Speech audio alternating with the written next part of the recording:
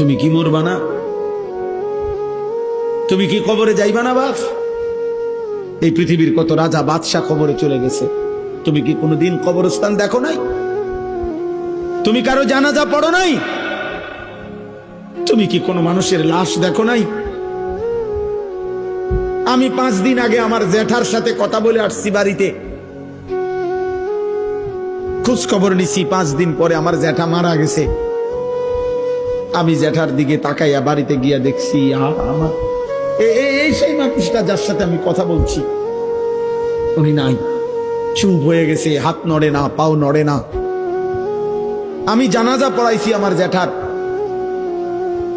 তো জানাজার আগে আমি আমার জ্যাঠার কবরটা খালি, তখন কবরে রাখে নাই।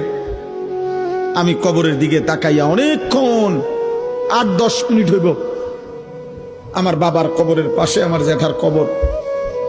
আমার আব্বা আগে ইন্তেকাল করছে।